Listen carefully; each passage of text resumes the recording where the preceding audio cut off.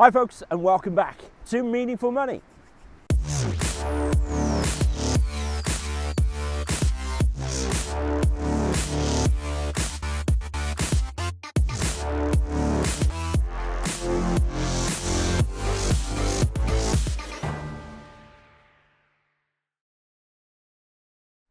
Hooray! I'm outside again at last. It feels like it's been months since I filmed outside. I think it was October, and it's now the 1st of January 2013, so a very happy new year to you. We're going to be talking a little bit about some New Year's resolutions. I'm even going to be so bold as to suggest some for you, would you believe? Extremely audacious of me, but before we get into that, I want to say thank you again to my friends down here in the bottom right. That's 7 Investment Management. They continue to sponsor me and support me here at Meaningful Money, and I'm really grateful to them. They're great friends and great supporters, so thank you very much, guys. Okay, so, it's great. There's a real sense of optimism. The sun is shining. It's a new year. How to keep that sense of optimism going throughout the rest of the year? Well, that's kind of what New Year's resolutions are meant to do. They kind of sort of codify our good intentions for the year ahead.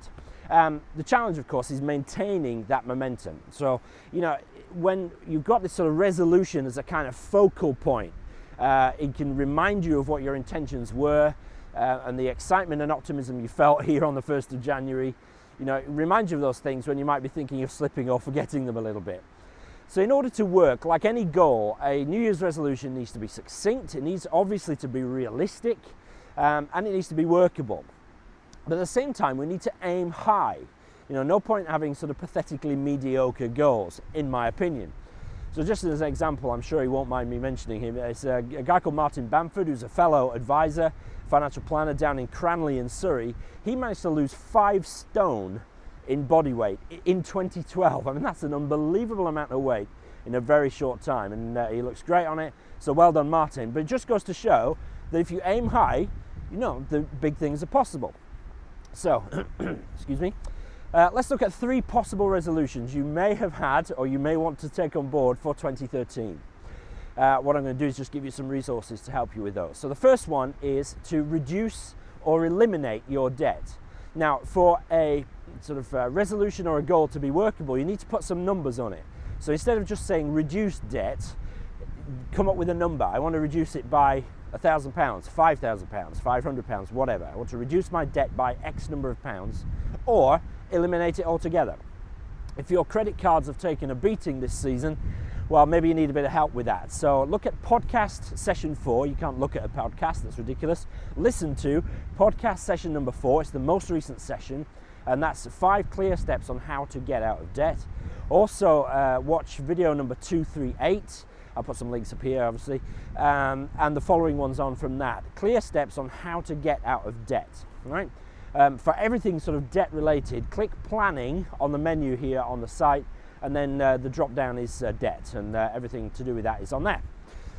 Number 2, how about you just want to sort out a budget? Finally get control of your finances. How do you do that? Well, videos number 234 to 236 will help you. I'll put 234 up here and just follow on from there. Or podcast session number 3, which is all about how to budget. On most of those things, I provide a link to a spreadsheet, downloadable spreadsheet, which is the one that I use to do my monthly budget. Maybe that'll help you too. I've had some good feedback from that content, so hopefully that'll help you. So the third New Year's resolution maybe is to start saving. Actually begin putting money aside for your future. How do you do that? Well, you need to sort of listen out for session number 5 of the podcast, which isn't out yet, so you can't link to it or anything, but listen out for that. But in the meantime, check out episode number 246. That's getting into the savings mindset, and some related stuff from there as well. So hopefully those 3 things will help you, the sort of resources around making a great start to 2013. But how can I help personally?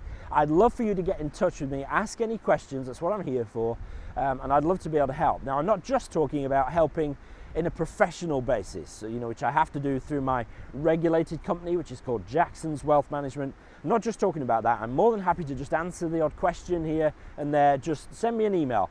Email address is pete@meaningfulmoney.tv, or you can go to meaningfulmoney.tv/feedback. And that takes you to a page on the site with some very clever technology called SpeakPipe. Enables you to send me a voicemail through your computer. It's very cool actually, so give that a try. Just fire any questions or comments you've got at me. I'd love to help you if I can. So it just remains to say thank you very much for your support in 2012.